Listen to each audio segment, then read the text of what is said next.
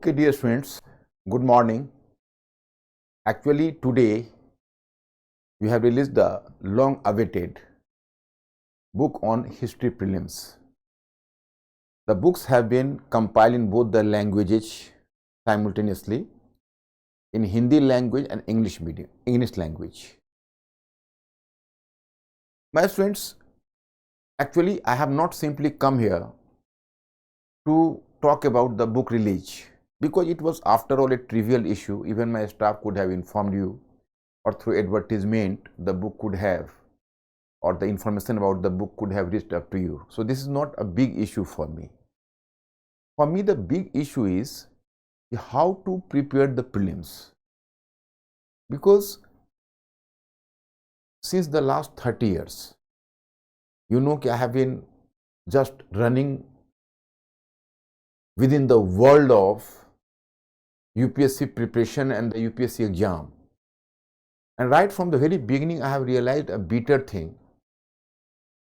In prelims as a whole, and particularly in history prelims, students are totally confused ki what should be the way for preparing the prelims part, whether they had to concentrate over informations, book reading, or concentrate over clarifying their vision and the basic concept about the subject. And right from the very beginning, I have realized one thing. I have to share some anecdotes with you. During my early days, I used to teach history optional prelims, because you should know, I think you a student of this new generation might have forgotten the fact that this prelims examination in general studies, along with general studies earlier, even the optional paper used to be the part of prelims, and not simply part of prelims, but it used to play the very decisive role in the prelims examination. So history was a very popular subject in prelims at that time. So I confronted a lot of students, and I was having the specific qualification in this regard, and qualification not in formal sense, in informal sense. Whosoever a student used to find difficulty, particularly in prelims, and they were unable to qualify the examination, they were rushing towards me, and I used to help him to qualify the examination at that time. There was a long history. But my students, at that time I have realized that many students used to come before me and come to see me, and they gave me a lot of information about the books as well as the efforts they had made in course of the preparation of prelims, but still they were unable to qualify the examination. At that time, I give him the practical suggestion ki forget all the books you have just read previously and simply follow my method. Actually, preparation of UPSC or any specific book or any specific subject, you can say, that is the vast ocean. And from this vast ocean, you are just collecting informations. That is not the true solution. But whatever your mind is going to preserve, that matters for you in the examination hall. You can very well understand this point. So my students, I divide a formula, just like it was a bodhisattva for the student at that time. I divide a formula ki how to read and how to prepare prelims history, and later I developed the same formula in the main examination as well.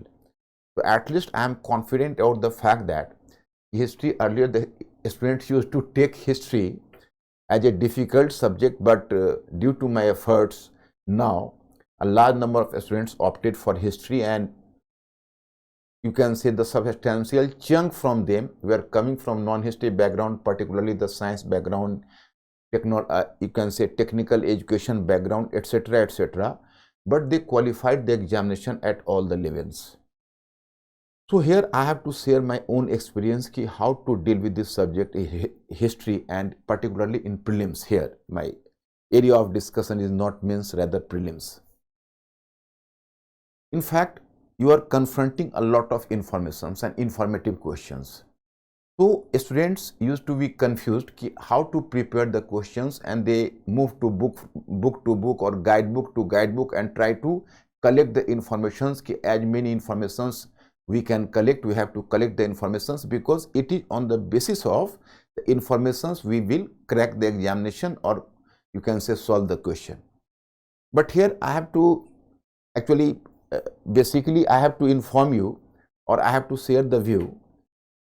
Actually, you cannot depend over the informations, because it is just like, you can say, the vast ocean, and at the time of the exigencies you will come to realize that none of the informations you are in fact recalling in the examination hall.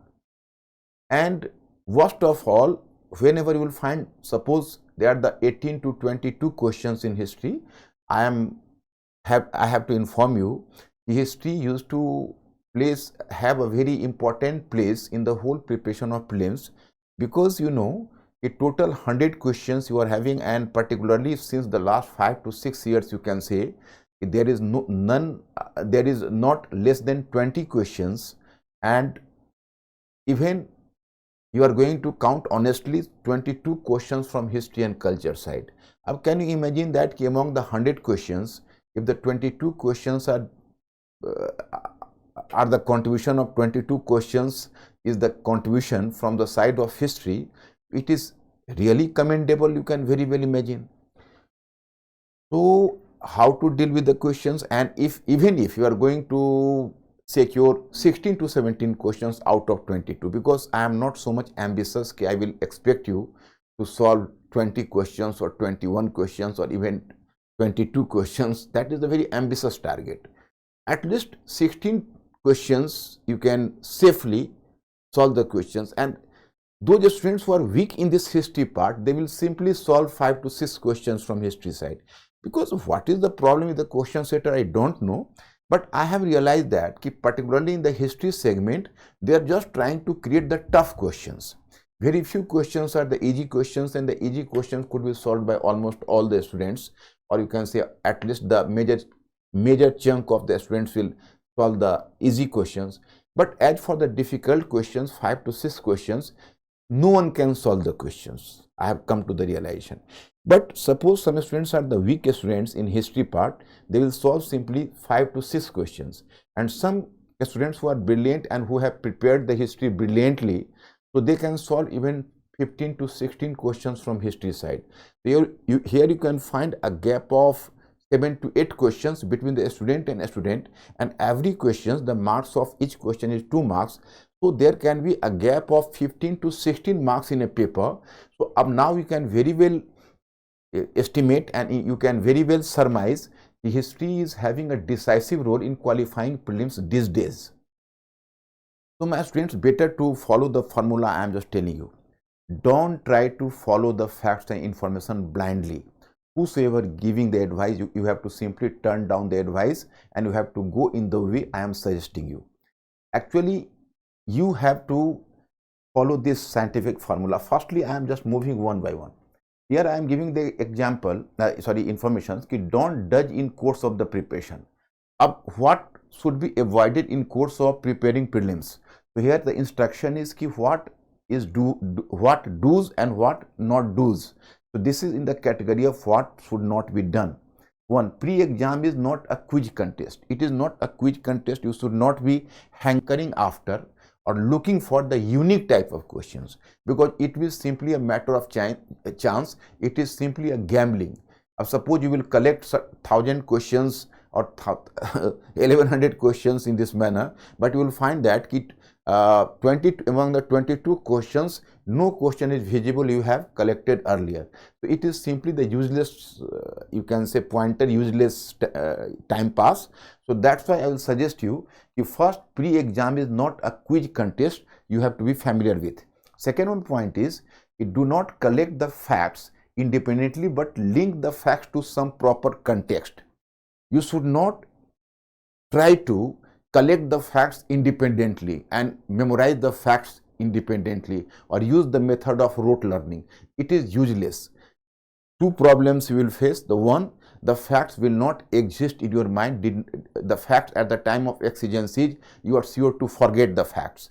And second one problem is that even if you have collected some facts, so that you will not find in the question paper the facts as they are. So there is no use of, you can say, memorizing the facts. Rather, whenever you are going through any fact, so fact is not independent. Fact should be contextual. Fact should be recollected. Fact should be memorized. Fact should be digested, appropriated. Better term is appropriated with the proper context, so that whenever you will recollect the context, you cannot recollect the fact, but you can recollect the context. And once you are recollecting the context, fact is easily will come to your mind.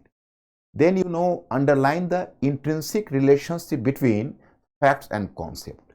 What relationship existed between fact and concept, that must be clear to you. In history or any other social science, I am not simply talking about history. In any other social science, the same formula is applicable. In history or any other social science, facts are simply the examples of any specific idea. Here my point is, a student should understand the proper relationship between the fact and concept, or the fact or the idea, or opinion or the information. Actually, here I am giving you the concrete examples so that the things should be crystal clear. You will come to know in ancient history, from a site in middle Gange, you can say from a site in Gangetic basin, and the name of the site is Jakhera. So from Jakhera, an iron plowshare means hull, an iron plowshare has been unearthed, or has come to light, or has been traced out. So some student is simply taking the data as a fact and note down in the copy, it is from Jakhera and dated 500 BCE, an iron plowshare has come to light. So that is history for him. But if some student is more sensitive, more, you can say, responsive, and you can say more alert and more, you can say, informed, so he will just try to link this fact with the context. What is the context? It means the role of iron implements, you can say the use of iron implements started in Gangetic basin from 5th century onwards, and the use of iron implements, particularly the iron plowshare, might have resulted into the deep cultivation, the deforestation, or you can say the cutting of forest, you can say, and tree, and that might have resulted into the expansion of agriculture. And as the middle Gangetic basin was the fertile land, so an plantation of paddy was introduced at that time. Plantation of paddy, that is called wet paddy, मतलब धान की रोपाई पद्धति, मतलब धान रोपना. Earlier, you can say, there was not wet paddy. What was that? That was, you can say, they were sprinkling paddy seeds, and the paddy plants were coming out. Now you are just, you can say, uprooting the plants from one place, and then you are replanting them. So that is called the plantation of paddy. And here it could have given the yields 2.5 times more than the earlier, the production of wheat, you can say. So 2.5 times production of paddy might have resulted into the growth in population, and then the labor, workers and hired labor were involved into cultivation, and finally it resulted into the larger agrarian surplus, which led to the development of crafts and trade, and finally second, urbanization. So this is the whole context of this iron plowshare, which has been unearthed from Jakhera. So some student is simply taking it as a hard fact or information, but some other student who is more alarmed, who is more sensitive, and who is more informed, so he will just try to link this phenomena with the proper context. So then, if you are keeping your mind the context, only then you can recollect Jakhera, otherwise you cannot. So my point number 3 is just gives a hint to you.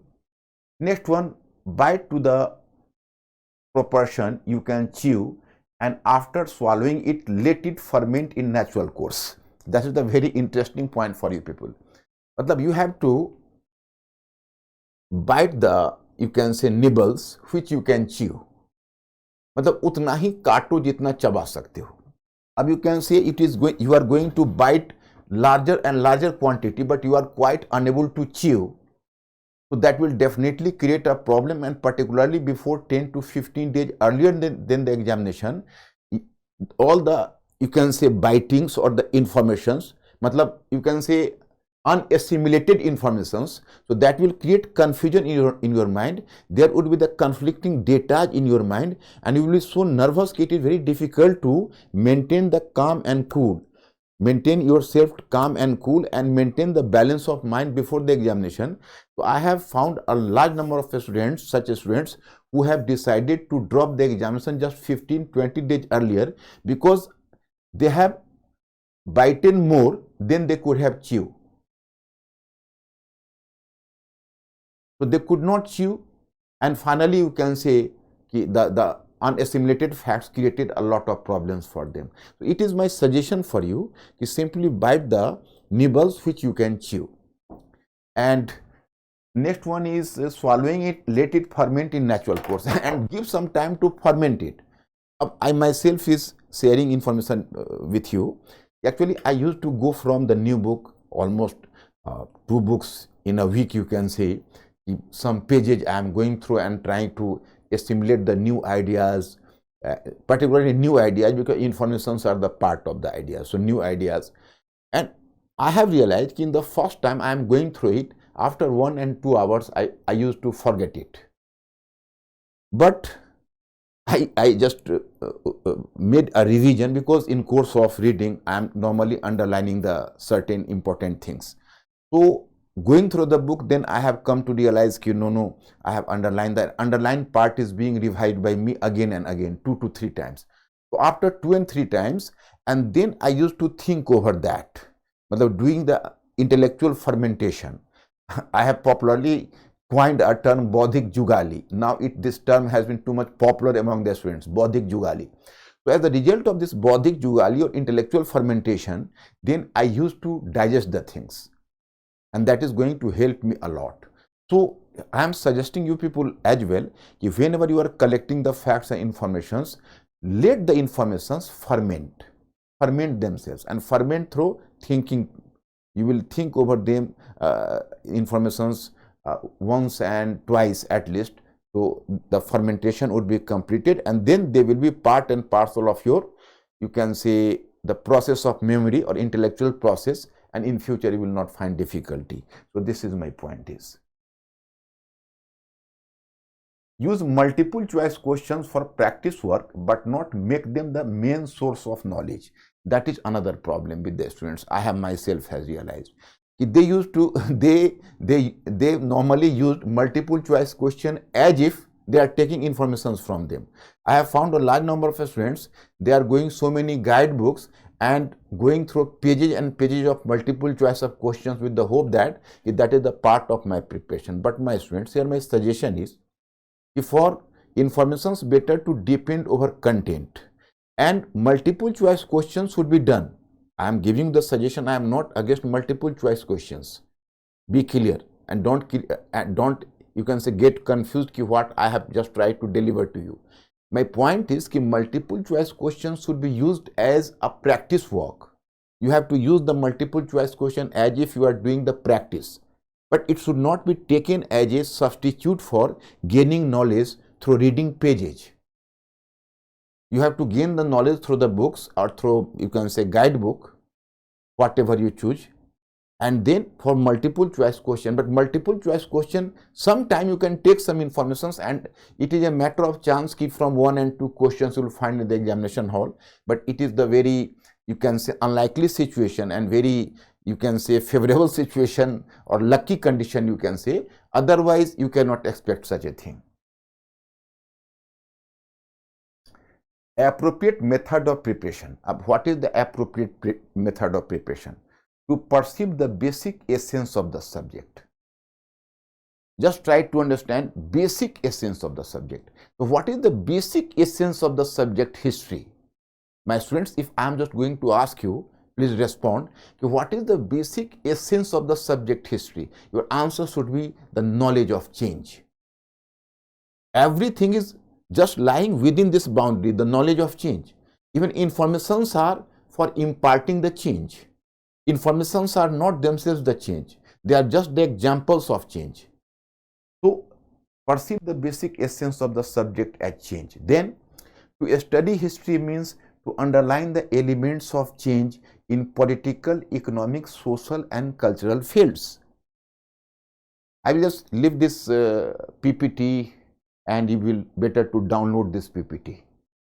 It's my suggestion for you. To study history means to underline the elements of change in political, economic, social and cultural fields. And whenever you are making a study of history, to make a study of history is to underline the changes in political field, in economic field, in social field and cultural field. Change from topic to topic change. Then in order to have the proper balance between fact and concept, following formula needs to be followed. Now here I have given the information. If you just want to make a synthesis and make a balance between fact and concept, so you are supposed to follow this formula. I have just imparted here. Part first, Paleolithic period, lakhs of years back to 10,000 BC. Here I am giving the instruction. In order to make a proper balance in concept and change, here I am giving the information. I have divided a formula. In the PPT, the formula has already been mentioned. I will leave the PPT and you have to get it downloaded and then you have to follow it, the instruction.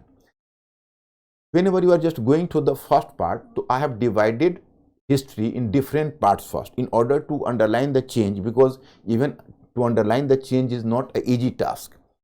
It needs your mental alertness and proper perseverance. Only then you can do this thing. So first part is I have divided in different parts. The first part consists of Paleolithic period, Mesolithic period, Neolithic period, Chalcolithic period, Harappan civilization, and again late Harappan culture and other Chalcolithic cultures. So that is going to form the single one part. Even in my guidebook, I have placed the things as an integrated whole, not in the part and part. So starting from Paleolithic period till you can say Chalcolithic period after Harappan civilization, there is the organic whole, because the changes are going on. And there I have just tried to follow a formula how the changes are going on. So there I have actually, in order to underline the change, I have given certain title. Firstly, technological change. Firstly, climatic change, then technological change, then you can say change in occupation, then social change, and then cultural change.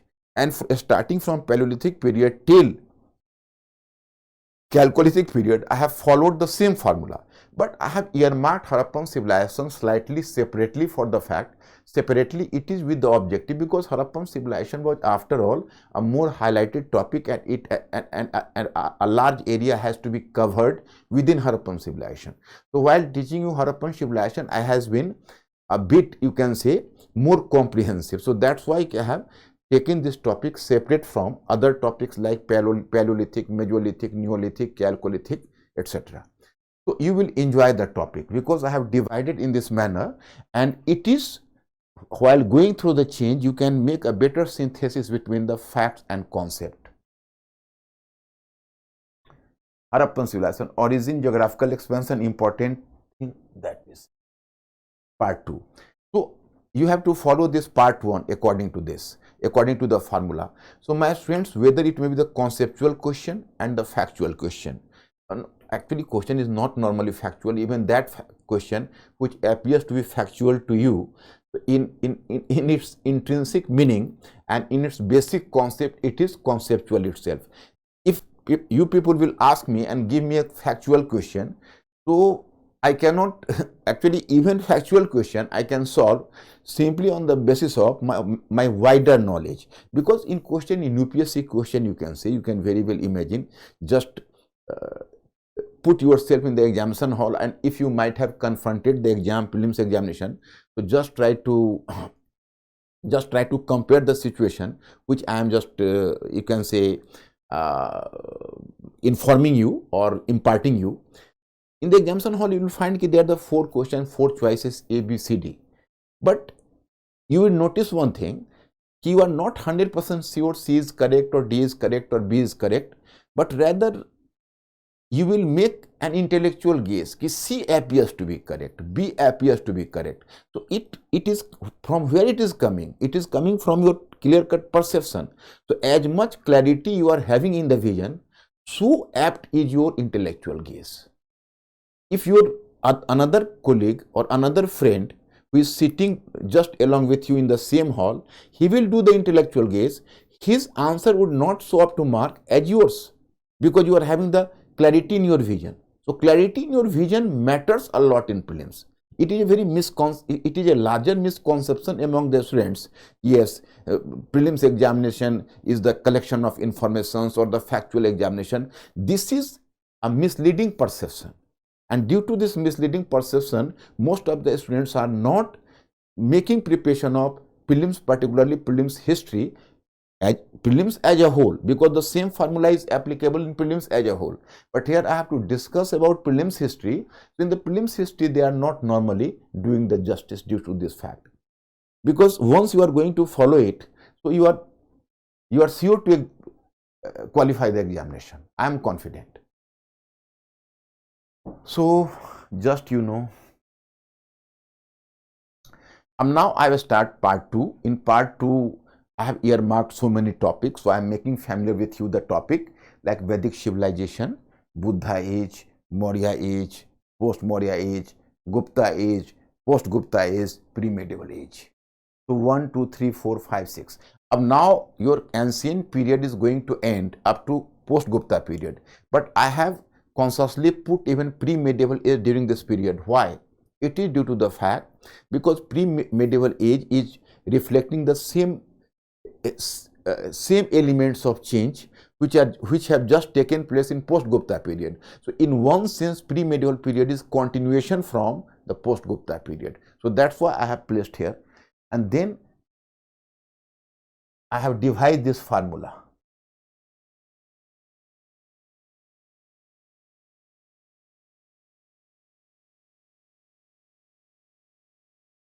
I have divided this formula. Suppose you are just going from Vedic period to post-Gupta period. So better to divide. Don't deal with the topic separately. Divide them. Firstly, you have to follow this formula in order to underline the elements of change, because part first is from Paleolithic to Chalcolithic, part second is from Vedic period to early medieval age. So for this part 2, you have to follow this formula. In order to underline the elements of change in part 2, it is essential to divide ancient history in following segments. Better to divide ancient history in following segments. Political, economic, social and cultural. These are the 4 major parts. But every major part consists of certain minor parts as well. So just observe the minor part as well. In political history, you will find there are the 2 subparts. The first subpart is geographical expansion, and second one subpart is administration. In economic field, you are observing here agriculture, craft and industries, trade, monetary system, urbanization. So that is here the point number 2. Then comes the turn point 3rd, social. In social, Varna and caste, then the condition of women, Shudraj and untouchables. Then cultural 3rd, religion and philosophy, language and literature, different forms of art, dance, music, etc. Everything. So my students, here I am giving the suggestion to start from Vedic period. So better to make first the vertical study. Vertical study means to divide Vedic period in the same segments: political, economic, social and cultural. And if we divide political in 2 subparts: geographical expansion and administration. In geographical expansion, what you have to do? Firstly, draw a map or place a map before it, and just try to underline the expansion of Rig-Vedic Aryans. If from where to where the Rig-Vedic Aryans expanded at that time, starting from Afghanistan and reaching up to Western UP. So you will just earmark on the map. So now you have been mentally so alert and mentally so ready. If whenever you will find what is the expansion of Rig-Vedic Aryans, so you will at least develop a sense of association with the Rig-Vedic Aryans or expansion of Rig-Vedic Aryans. Then move to administration. You will find there 5 to 6 features in administration.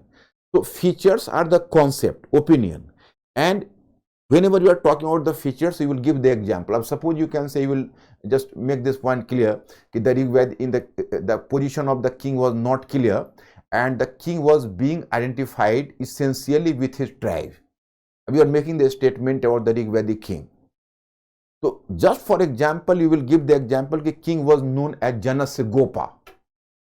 So you find that the king was known as Janasagopa. So Janasagopa is the fact, and the king used to be the head of the tribe. That is the concept. So both are going to be complementary to each other, not in dissociation with each other. Both are the same. And 5 to 6 features you are earmarked in the administrative structure of Rigvedic Aryans. So features are the concept, and informations or the facts are the examples. You will make a synthesis between the fact and concept both at the same time. Then from political you are moving to economic, then administration. So 5 to 6 features with example. The same in economy, agriculture, craft, trade, money economy, the same features, 5 to 6 features, examples. Then society, 5 to 6 features and a concept, then examples. Then culture, because in Rigvedic period or even later Vedic period, you will simply find religion and philosophy and literature, because the history of art starts from Maurya period onwards, after Harappan civilization I am talking about. So in this way you have divided Rigvedic period. Up from later Vedic period you will find no problem. Simply you have to observe the changes. In expansion, what was the expansion of later Vedic Aryans? You will start from Upper Gangetic Basin, Kauravas, you can say Kaurava dynasty, then Panchalas, and starting from then, Sravasti, Kashi, and you are just moving up to Videha Madhava by the side of the river Shadanira. So in this way, you will come to know about the expansion of later Vedic Aryans. Then you will move to administration. So 5 to 6 features were in Rigvedic period. Here you will underline the changes, how many changes have taken place during later Vedic period, and you will place the examples there. So what you have delivered at the changes, these are the concept, and what example you people have placed, these are the facts. So facts and concept are both complementary to each other. And the same happens in case of religion, the same society, same happens in case of religion. So in this way you have divided Rigvedic period, then later Vedic period, then Buddha period, then Maurya period, then post-Maurya period, Gupta period, and post-Gupta period, and finally early medieval age.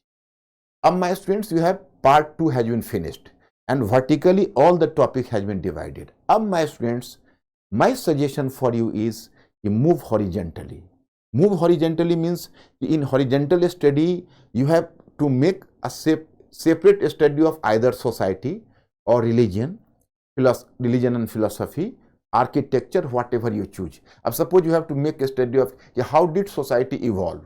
So you will just simply observe the Vedic society, then later Vedic society, then the society during Buddha age, then the society during Maurya period, then society post Gupta. So in this way you will come to early medieval age. Everything will be crystal. You will just attain added confidence.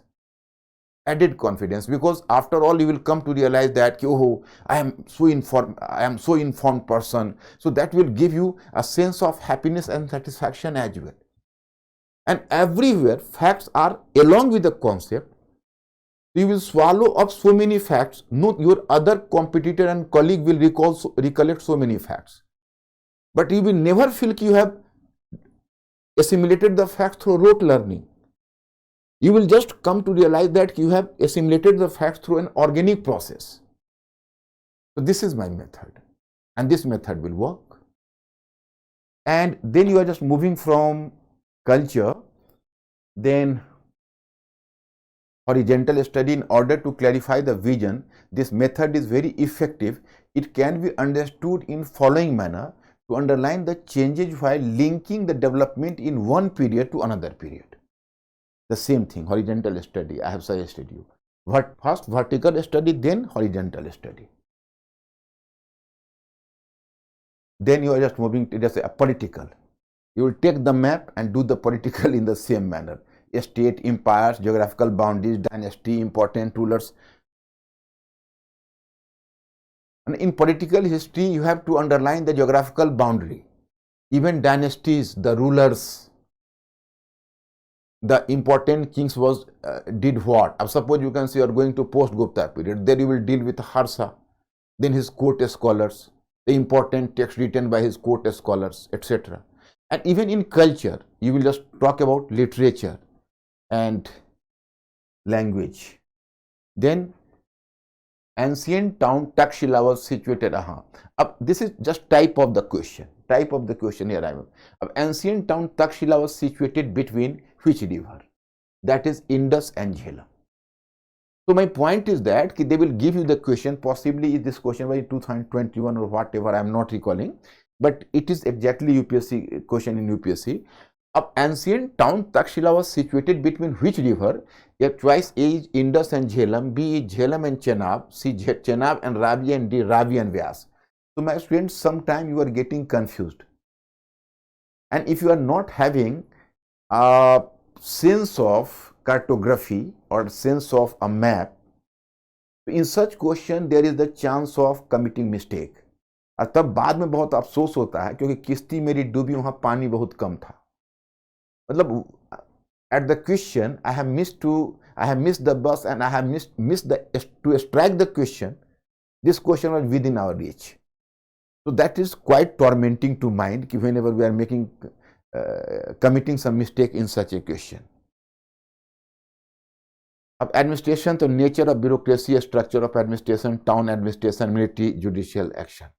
Here you can say question, type of question. Which of the inscriptions mention about relief package given by the state at the time of famine?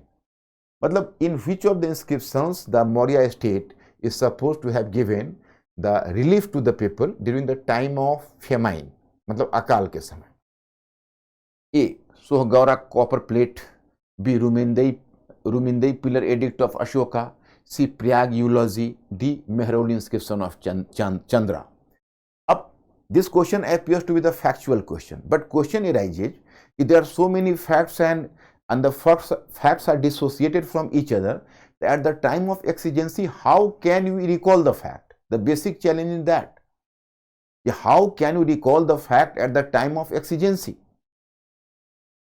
So my students, here point is, you just observe here the choices and you will come to realize, if whenever you have made a conceptual study, you will come to realize this Sohgaura inscription, Sohgaura and Mahasthan inscriptions, they are supposed to be associated with Chandragupta Maurya, and Chandragupta Maurya, even from Kautilyan Arthashastra, we come to realize that at the time of exigencies, the state used to distribute the, you can say, extra resources to the people. Sometimes the loan was also given to the people from the royal treasury, and welfare works were done through royal treasury at that time, and this has been corroborated or verified by even Sohgaura inscription. So Sohgaura and Mahasthan inscription, Mahasthan in Bengal. So in this way, the whole process will come to your mind and you can very well select question Sohgaura copper inscription. Then economy, agriculture and irrigation, craft and industries, guilds and corporation, trade, monetary system, urbanization. अब देखो, here is an example of a question. In 3rd century, when due to Huna invasions, Roman Empire was devastated, on which region did Indian merchants depend for trade? Now here your question arises, there is a question, when Huna invasion is supposed to have taken place during the last phase of the Gupta period. Means ki the first Huna invasion is supposed to have taken place at the time of Askand Gupta. And after Askand Gupta, you can say it became frequent because Askand Gupta got success in repulsing Huna invasion, but his successor could not, you can say, resist the onslaught of Hunas, and finally Hunas conquered the region of northwest. So when the northwest region was, you can say, conquered by Hunas, so main trade route towards northwest was disrupted. So now the question is, if when the main trade route towards northwest was disrupted, then what area has opened for the trade now? So choice is African trade, Western European trade, Southeast Asian trade, and Middle Eastern trade. So obviously you can say Southeast Asian trade. It is simply on the basis of your concept you can solve this question.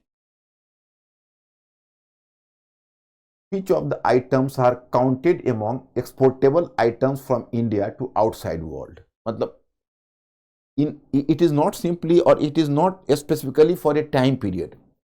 The question is कि for most of the part of history, which of the items mentioned below is the exportable items from India to elsewhere? Matlab, not importable items, exportable items. As the items is silver, lead, horse. Code 2 only, 1 and 2 only, C 2 and 3 only, and D none of the above. Answer is none of the above. Why? Because the three items are such items which India never exported, but India always depended over imports for procuring such items. India was not producing these three. In horses, the very donkey type of horse was produced, you can say breeded in India. Very poor quality of horse was breeded. So in India, you can say you cannot expect the good quality of horse. And as for lead and silver, so these items were basically the importable items in India, not exportable items. In context of history of India, consider the following pairs: the description, eripatti, tanures, ghatikas. So this appears to be the factual question. But here you are given the information ki actually how can you recall, because all there are certain terms and they are the meaning of the terms. Sometimes I find in some books, or even you can say some students are just trying to collect the terms and its meanings. Whenever I will find in the examination hall, I will just solve the question on the basis of these data. But question arises, and the very, you can say, interesting thing is that, interesting bad thing you can say, whenever you will go into the examination hall, you will find there are certain terms, but not exactly these terms are forming the part of the terms you have earlier collected. So how will you solve the question?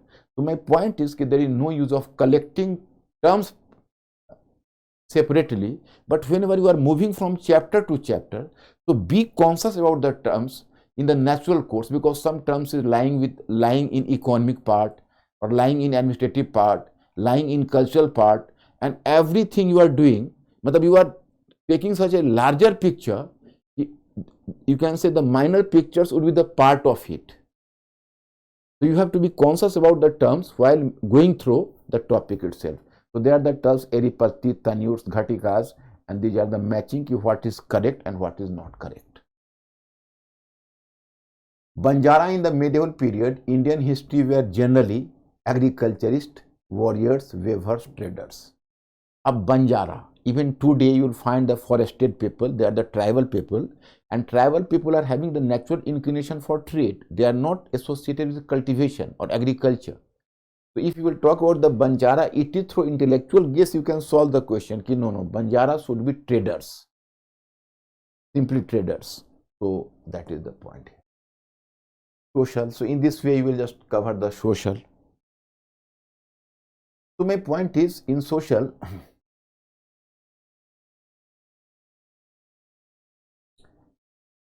and religious.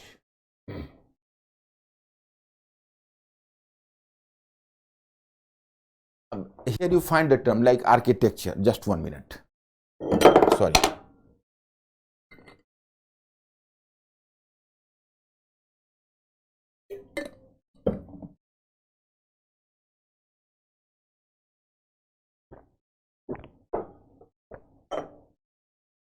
Now you are just observing here, that is Ellora.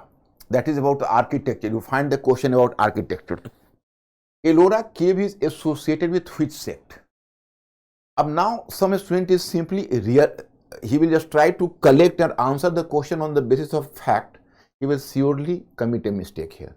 Because if he is having a sense of the evolution of architecture in ancient period, so the story of architecture starts from Maurya period.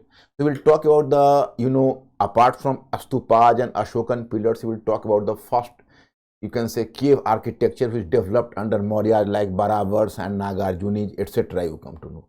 Then you are moving to post-Maurya period. as cave architecture, Chaityas and Viharas they developed. Astupas are not the cave architecture, it was the freestanding architecture. But cave architecture means you are just making the cave through cutting the hill or rock, cutting the hill particularly or mountain in the, you can say, a specific size. So that is called cave or cave architecture.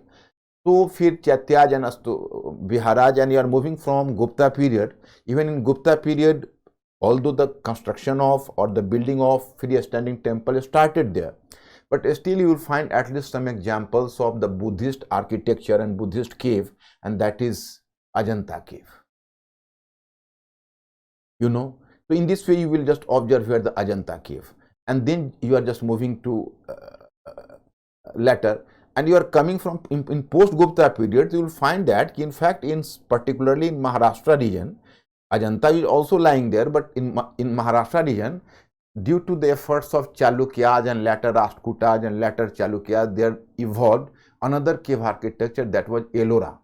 But difference between Ajanta and Ellora was that while going through the architecture, you will come to realize that Ajanta remained to be the nerve center of Buddhism. You will not find that the evidence of Brahmanism and Jainism. But Ellora and caves of Ellora were associated with all the sects simultaneously, Brahmanism, Buddhism and Jainism. In course of the natural study, you will make a study of this phenomena. So to very easily you will solve the question, Ellora was associated with all the three sects, Brahmanism, Buddhism, Jainism. So my students, prelims is the game of clarity of vision. It is not the game of collection of facts. My formula is कि whenever you are stretching the net of mains, मतलब आप जब mains examination का जाल फेंकते हो, you are stretching the net of the fishing net of the mains, then the fish of prelims could be caught up. अगर आप mains का जाल फेंकते हो तो प्रीलिम्स की मछली फंसती. So the same formula I have just, you can say, discovered even in, for example, you can say religion. In the religion, you will come to realize actually language. Evolution of language, you have to observe the first language Sanskrit, from Sanskrit, then Pali, then Prakrit, then Abhrans, then modern dialects. In modern dialects means Hindi, etc. So how did the language evolve? You will observe through chapter to chapter. And it is here you have to collect the text as well. What were the important texts during Vedic period? Then in Buddha period, what was the language literature during Buddha period? Then Maurya period, post Maurya period. My students, will be surprised to know that you will ask me the question from ancient to modern, what specific text have been published by whom and when, I can recollect. And it is not that I have done the rote learning. If I could have done the rote learning, I could not have done this great work. I am simply on the basis of my, you can say, clarity of vision, and I am recollecting the name of those texts. Otherwise, it was not possible. So this is Sanskrit. Likewise, in here you can say in the South Indian language and literature, I have to observe the things. Then art. Up now, same formula I have. This is a very long lecture. So in medieval history, I have adopted the same formula. In medieval history, the same formula means in the medieval history, you know, the Shaltanat and Mughal, they are the two parts, you know.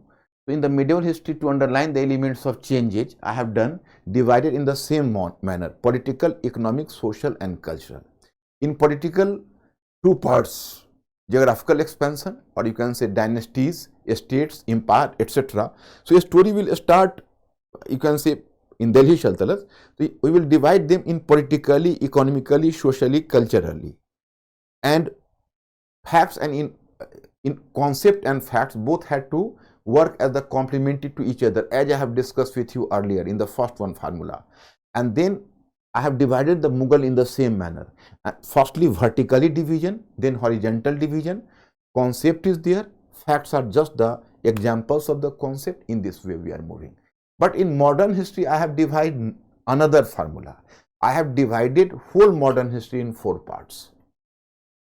Whole modern history in four parts: history of 18th century, history of colonialism, history of nationalism, and history of post-independence era.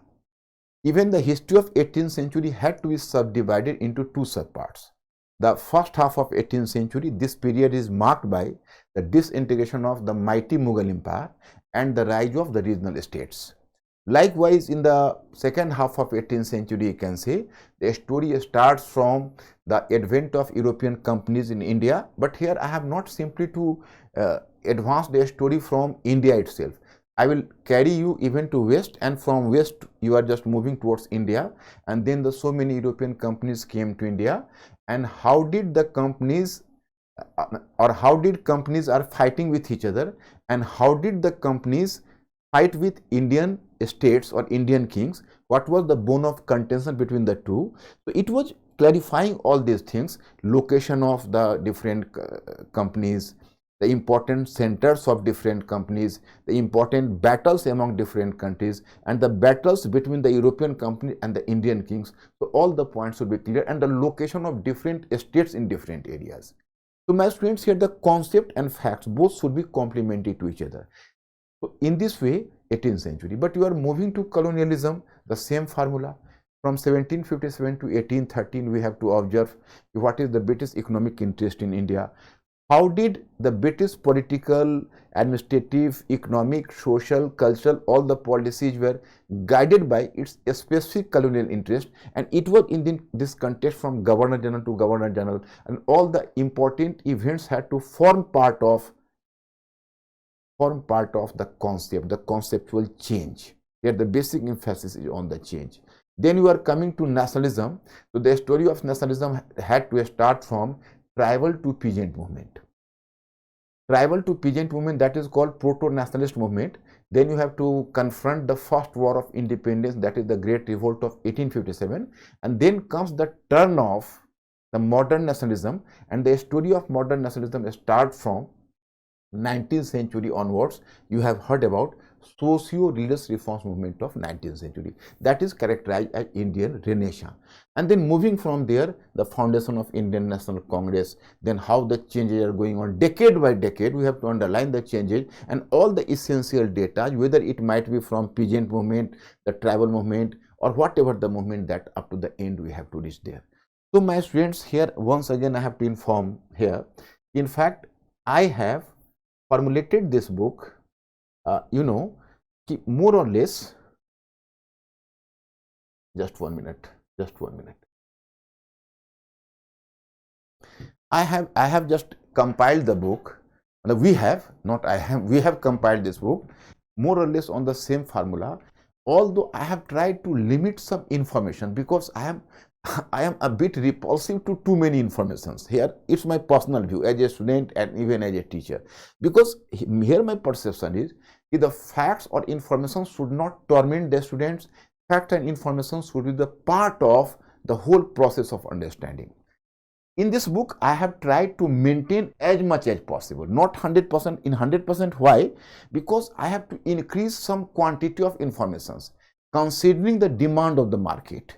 Because the students are so much, you can say, so much fascinated towards the collecting information. Even if I could have reduced some informations, they might have gone to for searching another book. So in order to make this book perfect, even from the viewpoint of informations, I have expanded the area of informations as well, and I have tried to make it conceptual as well. So I am confident that this book will prove much useful for you in the examination. You can say you will just do justice to the book and you will follow my formula. So history will never torment you, never give any difficulty to you, but a time will come you will start reading history. And I am having the experience. I have actually taught, you can say, what is the number of exact students I can't say, because if I am going to count 30 years of my life, so I think the maximum part of my life remained in the classroom or in my library for book reading. So how I have spent 30 years, I am not still recalling. But in this course, I have come to realize that many students were earlier the repulsive to history, and they, after attending the class, they came to realize that no sir, now I am enjoying history. So my students, I am just stopping here and I am finishing lecture here. And next time, it's my, you can say, my own inclination, and I am having a noble objective, at least in history part or related part of history, for example, international relations, important economic issues and political issues, I have always come on my site and I have to make a conversation with you or converse with you. So I am just finishing lecture here, and in future I will once again appear. Thank you very much. I will see you.